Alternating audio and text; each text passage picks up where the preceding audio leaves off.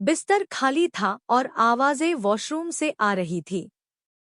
वो रात को किसी से बात कर रही थी। पर सच क्या था? मेरी नींद अचानक खुली। कमरा अंधेरे में डूबा था। पंखे की धीमी धीमी आवाज चल रही थी, पर मेरे बगल का बिस्तर खाली था। वो नहीं थी। पहले मुझे लगा शायद वॉशरूम में होगी। रात के 2 बजे और ठंड इतनी कि रजाई से भी हाथ निकालने का मन न करे। मैंने करवट ली और खुद को समझाया, शायद पानी पीने गई होगी। और फिर मेरी आंखों पर दोबारा नींद हावी हो गई। करीब 30 मिनट बाद फिर अचानक जाग आया। इस बार भी बिस्तर खाली। दिल में हल्की सी बेचैनी हुई। कमरे की खिड़की से हल्की पीली स्ट्रीट लाइट अंदर आ रही थी। मैंने उठकर वॉशरूम की तरफ कदम बढ़ाए। तभी अंदर से एक धीमी फुसफुसाहट सुनाई दी। ऐसा लगा जैसे कोई बहुत सावधानी से, बहुत धीरे बोल रहा हो, जैसे किसी से बात छुपाने की कोशिश कर रहा हो। मेरी धड़कन थोड़ी तेज हो गई। मैंने ध्यान से सुना, किसी की आवाज थी। पर यह तय नहीं कर पाया कि वो फोन पर बात कर रही है या किसी से सामने। मेरे पैर खुद ब खुद दरवाजे तक चले गए। मैंने हाथ उठाया ही था दरवाजा खटखटाने के लिए कि आवाज एकदम से रुक गई। और अगले ही पल दरवाजा झटके से खुला। वो सामने थी। चेहरा जैसे किसी ने रंग चुरा लिया हो, फीका, घबराया हुआ। मेरी तरफ एक पल देखा और तुरंत नजरें झुका ली। बिना कुछ कहे सीधे बिस्तर पर जाकर लेट गई। मैं हैरान खड़ा रह गया। ये क्या था? किससे बात कर रही थी? और मेरी आहट आते ही इतनी घबराहट क्यों?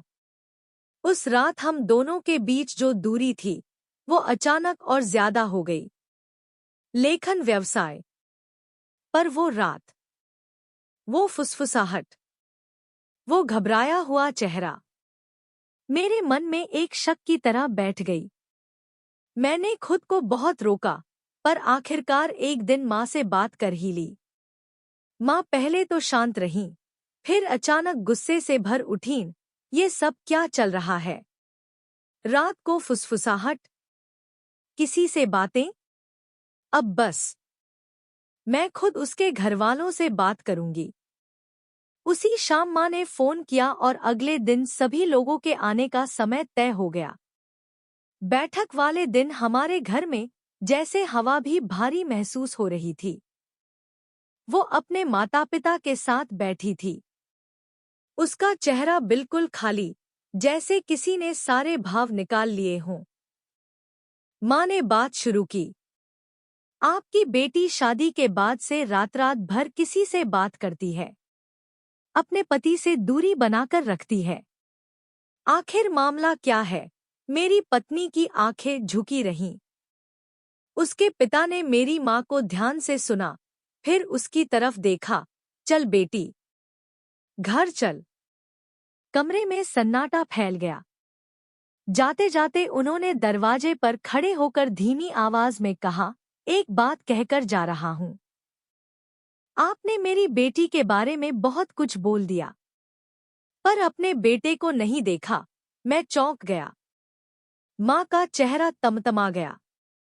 उन्होंने आगे कहा, उस रात यह मुझसे बात कर रही थी, रो रही थी, कह रही थी कि शादी को 8 महीना हो गया, पर पति पत्नी जैसा कुछ नहीं। और आपका बेटा शायद किसी और से शादी करना चाहता था। इसने उसकी बातें सुनी हैं, भाषा के संसाधन। कमरा जैसे हिल गया हो। माँ अवाक, मैं स्तब्ध। वो मेरे सामने थी, पर पहली बार इतने महीनों में उसके चेहरे पर दर्द नजर आया। उसके पिता ने कहा, चल मुक्ति, और वो बिना कुछ बोले घर चली गई। मेरी माँ ने उसे रोकने की कोशिश की, पर उसके पिता का हाथ उसकी कलाई पर कस चुका था। उसके जाने से घर में एक अजीब सी खालीपन फैल गया। माँ मेरे कमरे में आई और गुस्से में बोली, यह नई कहानी क्या है कि तुम किसी और से शादी करने वाले थे। मैंने सच सच सब बताया। शादी से पहले मैं किसी से प्यार करता था, पर वो रिश्ता खत्म हो चुका था। उसने मुझे छोड़ किसी और के साथ शादी करने का फैसला ले लिया था। पर जब मेरी शादी पक्की हो गई तब अचानक उसका कॉल आया कि उसकी शादी टूट गई। वो मुझे दबाव डालने लगी, लेकिन शादी हो गई, टल नहीं पाई रोमांस। मैं उससे बात करता था, सब कुछ ढंग करने ही वाला था, पर ऐसा कर नहीं पा रहा था। सच है, मैंने कभी मुक्ति को पत्नी की तरह सम्मान और प्यार नहीं दिया। चुप्पियों का लंबा अंतराल, महीने बीत गए। हम दोनों में कोई बातचीत नहीं हुई, न फोन न मैसेज, बस एक लंबी भारी चुप्पी। रातें इतनी लंबी लगने लगी कि नींद भी जैसे मुझसे नाराज हो गई हो। एक दिन मैंने फैसला लिया, मैं उससे मिलने उसके घर गया। दरवाजा उसके पिता ने खोला। मुझे देखकर उनका चेहरा सख्त हो गया। क्यों आए हो अब? एक मौका मांगने। उससे भी और आपसे भी।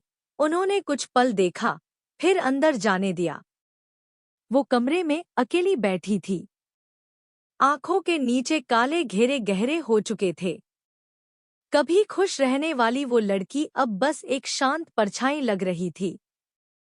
मेरे कदमों की आहट सुनकर उसने सिर उठाया।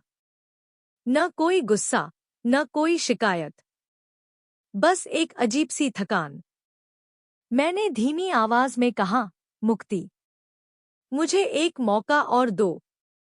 मुझे माफ कर दो। शायद मैं तुमसे ठीक से बात नहीं कर पाया। शायद तुम्हें समझ नहीं पाया। शायद तुमने भी मुझे गलत समझा, पर हम दोनों गलत थे। वो कुछ पल तक मुझे देखती रही।